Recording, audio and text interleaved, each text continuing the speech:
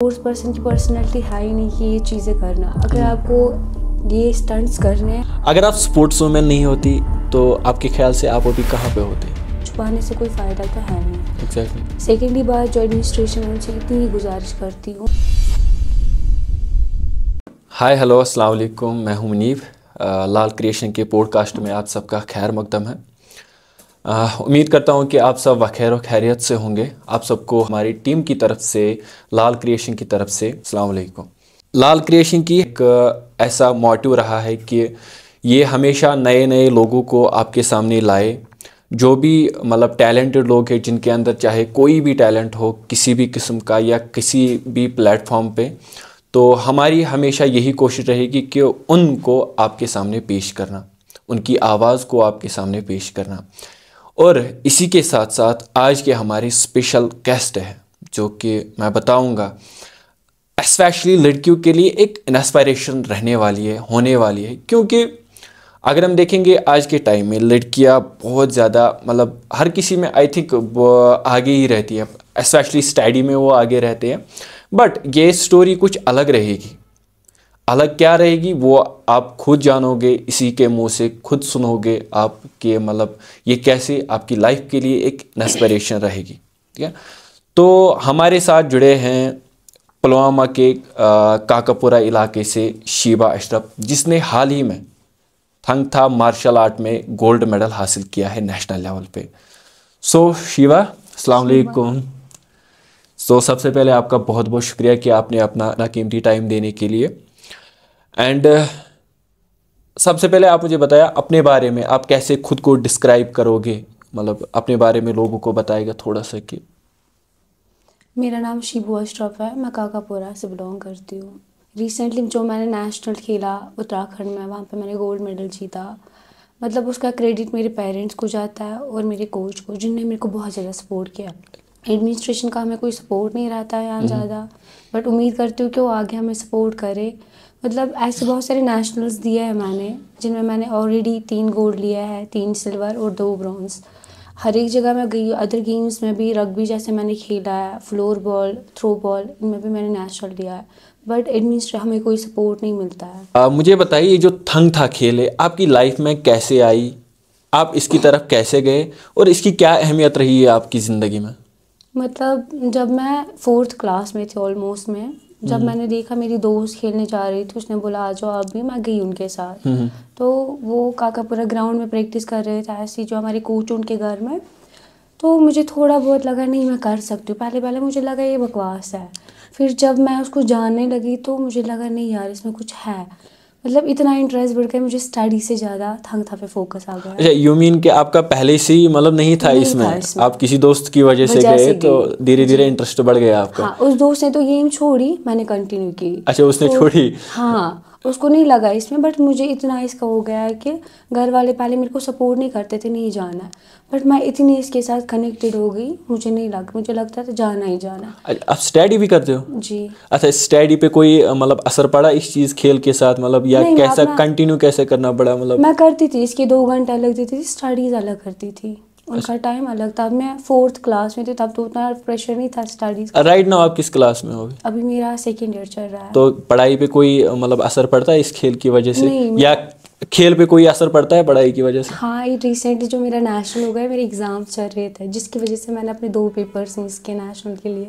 इतना that means आप first priority आप खेल को दे रही हो। Okay, good. सो मतलब ये जो मतलब आपने जो गोल्ड मेडल जीता है अभी रिसेंटली, तो गोल्ड मेडल तक का सफ़र कैसा रहा आपका? एंड बीच में आपको सबसे ज़्यादा किन चैलेंजेस का फेस करना पड़ा आपको? जैसे आप जानते हो कि आज मतलब फाइनेंशियल प्रॉब्लम्स बहुत ज़्यादा आती है। पहले हमें डिस्ट्रिक्ट खेलना पड़ता है, वहाँ से गोल्ड आएगा तब जाके हम स्टेट के लिए सिलेक्टेड होते हैं। स्टेट में गोल्ड आएगा तब जाके हम नेशनल कैंप के लिए सिलेक्टेड होते हैं। तो पहले गोल्ड लाना पड़ा, फाइनेंशियल प्रॉब्लम्स आई, बैलेट ग्रीडिंग होती है, जैसे हमारी यहाँ से सीनियर्स में खेलना ईजी नहीं होता है। तो जब मैंने खेला, मैंने मम्मा को बोला, मम्मा मेरे एग्ज़ाम्स, बीच में एग्ज़ाम्स का डेट आया। मम्मा ने बोला आप देखो, बोला आपके लिए बेहतर क्या है। मेरी बड़ी बहन है, उससे पहले बोला नहीं जाना है, बट मेरे को थंग था के साथ इतना ज़्यादा प्यार है, इतना ज़्यादा लगाव है कि मैंने बोला मैं आपने अंदर से छोड़, तय किया था मुझे खेलना मुझे है। खेलना ही खेलना है। जो डेट्स आए 30 तक मेरे जो पेपर्स थे, मैं कैंप से मैं जो जाती थी पेपर्स देने, मैंने सर को बोला मेरे पेपर्स आ रहे हैं। उन्होंने बोला कि आप मत लो टेंशन, बीच में जब टाइम मिलेगा आप जाओ पेपर्स के लिए। मैंने 5 पेपर्स दिए, 2 रह गई जो मेरे नेशनल के डेट पे आ रहे थे। अब मैं वो जून सेशन में दूंगी। फिर ना कैंप में मुझे लगी भी इंजरी हो गई, तो सर ने बोला आप देखो क्या करना है, बट मैंने बोला मुझे खेलना ही खेलना है, जाना है, अगर इतनी हार्ड वर्क की है मेडल लाना ही है। फिर वहाँ गए, वहाँ पे खेला अच्छे से और गोल्ड लाया। ओके, गोल्ड के बगैर और भी मेडल्स है आपको? बहुत सारे। क्या क्या? मेरे गोल्ड ऑलरेडी 4 है नेशनल के, सिल्वर 3 और 2 ब्रॉन्ज। कहाँ पे वो, कहाँ पे एक जीते? मैंने कन्याकुमारी में लिया, उत्तराखंड में दूसरा है, डाली में एक है और जम्मू कश्मीर में एक जो नेशनल था। अच्छा ठीक, देखो हर किसी के अगर हम देखेंगे, हर मतलब जो भी जिस फील्ड में एक इंस्पिरेशन होती है। आपकी मतलब इस फील्ड में थंग था मार्शल आर्ट में सबसे बड़ी इंस्पिरेशन कौन रही है इसमें? मेरी पेरेंट्स और मेरा कोच। कोच के बगैर तो मैं इम्पॉसिबल थी मैं इस लेवल तक पहुंचती। पेरेंट्स का कितना सपोर्ट रहा, किस हद तक रहा? हद से ज़्यादा। आपको जो पता ही है, मतलब गांव में ज़्यादा करते हैं ना, लड़की को बाहर मत जाने दो, लड़की को बाहर जाना सीखनी। स्टिल मेरी मम्मा को बोलते थे लड़कियों को बाहर मत भेजो, बेटियाँ खराब होती हो, बट मेरी मम्मा ने उन पे ध्यान नहीं दिया। उन्हें मुझे बोला आप मेरी इज्जत रखो, आपको जहाँ भी जाना है। अच्छा, रिलेटिव्स अक्सर इसमें आते हैं, रिलेटिव्स के बारे में बहुत मतलब। सारे मतलब टॉक्सिक में बोलते हैं ना पीछे से घर वालों को, नहीं बेटी का जाना ठीक ना, हाँ ऐसे ही हाँ, बोलते थे मम्मा को।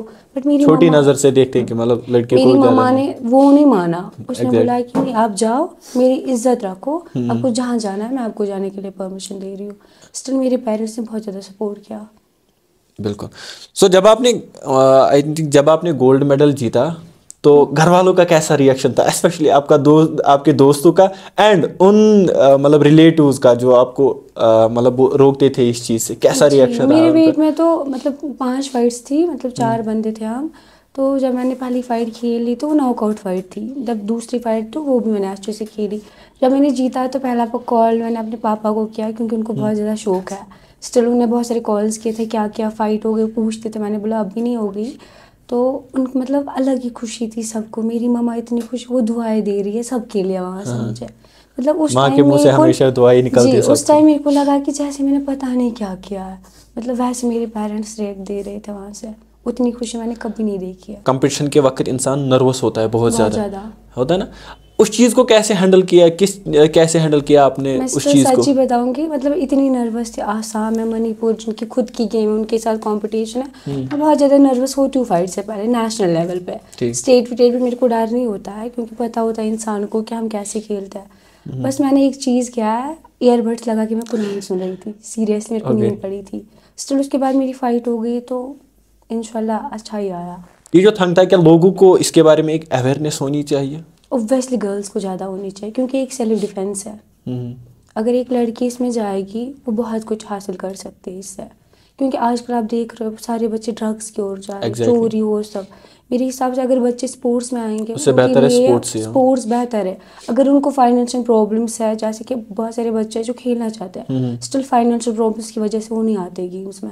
अच्छा, उन्हीं के लिए जो मतलब जिनको घर में थोड़ी सी फाइनेंशियल प्रॉब्लम हो, जिनको कहीं पर रुकावट आती है चाहे खेल में या किसी भी चीज़ में, उनको मतलब आप क्या सजेस्ट करोगे जिनको थोड़ी सी मैं पहले सजेस्ट एडमिनिस्ट्रेशन को देना चाहती, मतलब अगर वो इनको सपोर्ट करेंगे, जो बच्चे ड्रग्स की ओर जा रहे हैं, घर बैठे बैठे ऑब्वियसली डिप्रेशन में जाते हैं बच्चे, अगर उनको सपोर्ट मिलेगा, स्पोर्ट्स में आएंगे, मुझे लगता है ऐसे ही हज़ारों मेडल आएंगे JNK के लिए।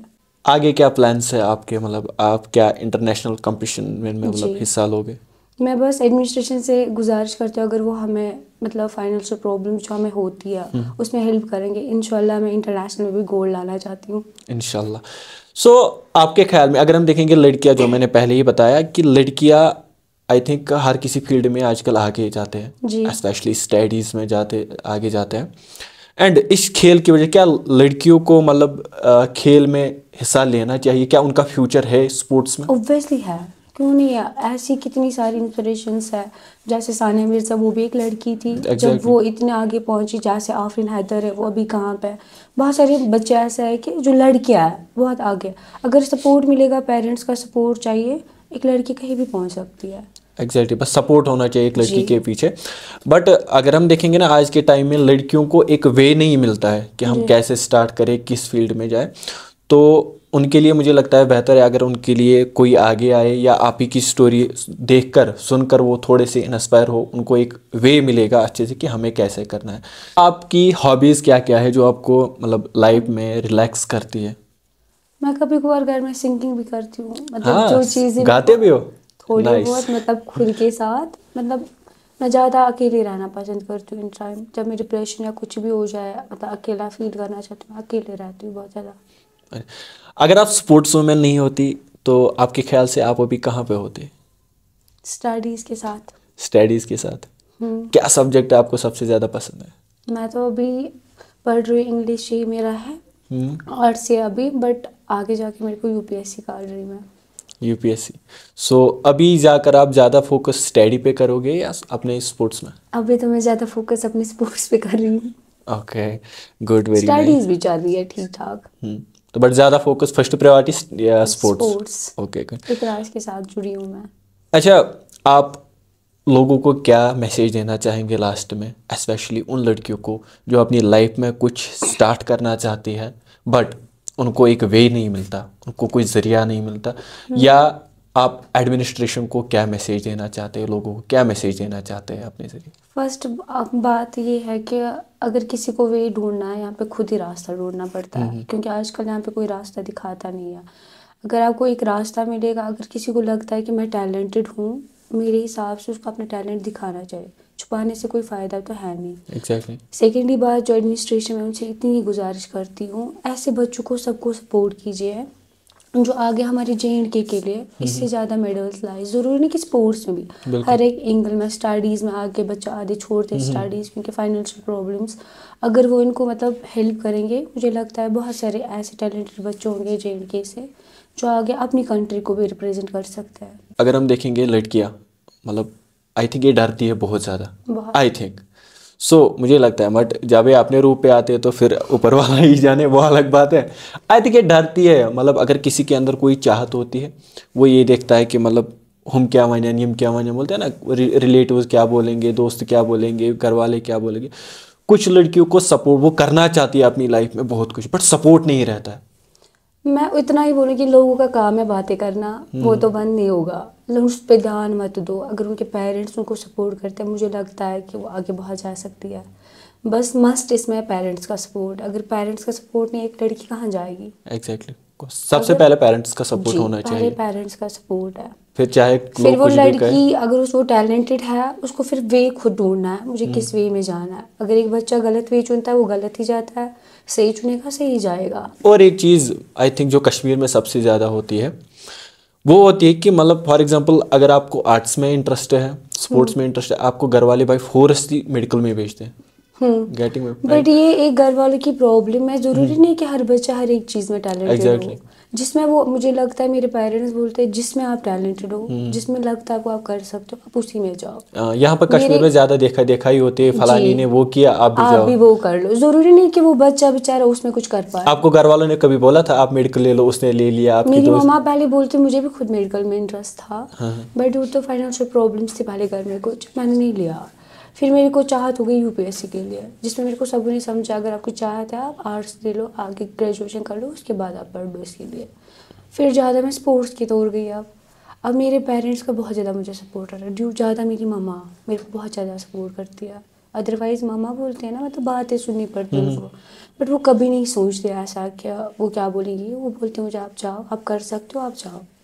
अगर हम देखेंगे आजकल सोशल मीडिया तो आप भी यूज़ करते होंगे, हम में जी। सोशल मीडिया पे आजकल काफ़ी ट्रेंड चल रहा है, कि वो एक दूसरे को चैलेंज देते हैं, वो लाइक वो कांग फाड़ना हो कलस पे है ना, कुछ चीज़ें जी। कपड़े फाड़ते लाइक वेयर मार्शल वगैरह। वो आपको क्या मतलब लगता है कि वो उनके लिए कुछ मतलब मुझे सजेशन? लगता है पहली बात, एक स्पोर्ट्स पर्सन की पर्सनैलिटी है ही नहीं कि ये चीज़ें करना। अगर आपको ये स्टंट्स करने हैं, सीधे JNK को रिप्रेजेंट करो, किसी अच्छी गेम में जाओ जहाँ आपको अच्छा फील्ड मिले, वो रिप्रेजेंट करो, सीधे खेलो। टर्न से क्या होगा? शो करने से कुछ नहीं होगा। अगर करना है सीधे रियलिटी में हासिल कर लो। So thank you so much everyone, and आपका भी बहुत बहुत शुक्रिया, आपने हमें अपना कीमती टाइम दिया यहाँ पे हमारे स्टूडियो में आने के लिए। सो जैसे मैंने बोला कि लाल क्रिएशन की हमेशा एक ही मकसद है, एक ही मोटिव है कि ऐसे टैलेंटेड लोगों को आपके सामने लाना, ताकि वो आपकी लाइफ में आपके लिए एक इंस्पिरेशन बन जाए, जिससे आपको लाइफ में कुछ करने का एक ज़रिया मिले, वे मिले, आपको हर कुछ समझ आ जाए। And thank you so much. और जाते जाते हमारे पेज को लाल क्रिएशन को फॉलो एंड सब्सक्राइब ज़रूर करते जाना। मिलते हैं फिर अगले सेशन में। Thank you so much.